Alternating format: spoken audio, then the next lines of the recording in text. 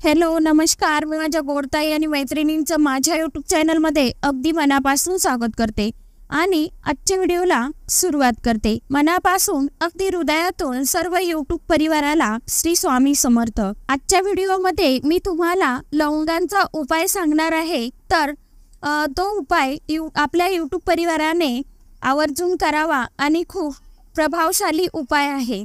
चला तर मग वेळ न लावता व्हिडिओकडे जाऊया। 10 मे 2024 वार आहे शुक्रवार। तर या दिवशी आलेली आहे अक्षय तृतीया। तर अक्षय तृतीया हा आपला हिंदू धर्मातील अतिशय महत्त्वाचा दिवस मानला जात असतो। तर अक्षय तृतीया ही तिथी 3.5 मुहूर्तापैकी एक मानली जाते।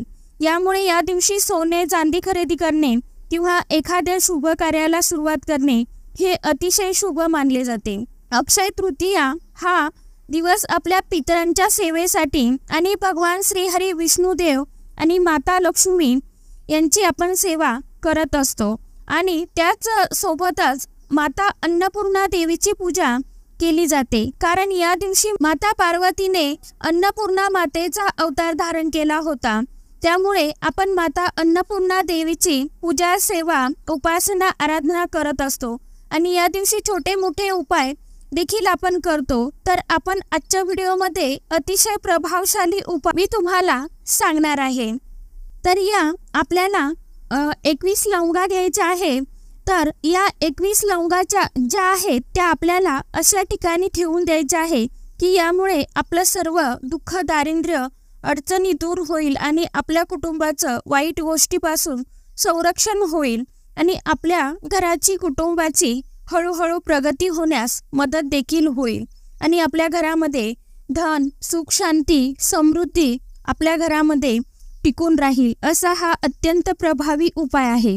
आपण जेव्हा अशा काही विशेष तिथीला किंवा सणाला हे छोटे मोठे उपाय करतो तर त्याचं फळ आपल्याला 100% प्राप्त होतं। जे फळ आपल्याला मिळतं ते फळ आपल्यासोबत नेहमीसाठी अक्षयच राहतं, म्हणजे त्याचा कधीही अंत होत नाही किंवा संपत देखील नाही। म्हणून या दिवशी सर्व महत्त्वाच्या गोष्टी आणि त्याचसोबत सर्वात जास्तीत जास्त उपाय देखील आपण करतो। म्हणून मी तुम्हाला आज 21 लवंगांचा उपाय सांगणार आहे। तर हा उपाय आपण आपल्या घरामध्ये करायचा आहे। अक्षय तृतीयेच्या दिवशी हा उपाय आपण आपल्या घरामध्ये केला तर आपल्या घरातील सर्व दुःख अडचणी नकारात्मकता हे सर्व दूर होते आणि आपल्या कुटुंबावरती वर्षभर कुठलंही वाईट संकट येणार नाही। म्हणून अक्षय तृतीयेच्या दिवशी हा उपाय आपण सर्वांनी आवर्जून करावा।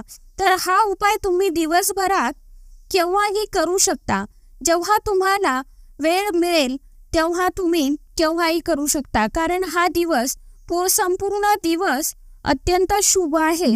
कारण हा संपूर्ण दिवस 3.5 मुहूर्तापैकी एक मानला जात असतो। तर हा उपाय करण्यासाठी 21 लवंगा आपल्याला फूल असलेल्या घ्यायच्या आहे आणि त्या लवंगा तुटलेल्या फुटलेल्या नसाव्या, लवंगा चांगल्या असाव्या। त्यानंतर आपल्या देवघरामध्ये आपल्याला एक दिवा लावून घ्यायचा आहे। त्यानंतर धूप दीप लावावा आणि देवासमोर आसनावरती बसून 21 लवंगा आपल्याला हातामध्ये घेऊन 21 वेळा महालक्ष्मी अष्टकम पठण करायचं आहे आणि त्यानंतर हळदी कुंकू लावून या लवंगा अभिमंत्रित करून आपल्याला हळदी कुंकू लावायचं, अक्षदा वाहायच्या, थोड्या फूल असेल तर फूल वाहायचं आणि त्या अभिमंत्रित करून घ्यायच्या आणि लाल रंगाचा कपड्यावरती त्या ठेवायच्या। ठेवून याची पोटली आपल्याला तयार करायची। आपल्या देवघरामध्ये माता लक्ष्मीच्या फोटोजवळ अर्धा 1 तास ठेवायची आहे आणि त्यानंतर नमस्कार करून ही पोटली उचलून आपल्याला घ्यायची आणि आपला जो मेन दरवाजा आहे त्याच्या आतील बाजूला आपल्याला बांधायची आहे।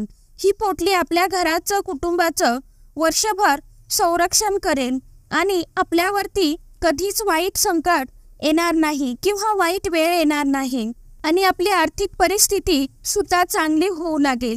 कारण लवंगा माता लक्ष्मीला अतिशय प्रिय वस्तू आहे। लवंगा नकारात्मक शक्तीला सुद्धा दूर ठेवत असतात आणि आपला जो मुख्य दरवाजा असतो तो आपल्या घराचं सर्वस्व असतं। कारण त्या दरवाजामधूनच आपण लक्ष्मी अलक्ष्मी किंवा चांगले व्यक्ती आणि वाईट व्यक्ती, शत्रू मित्र हे सर्वजण इथूनच आपल्या घरामध्ये प्रवेश करत असतात।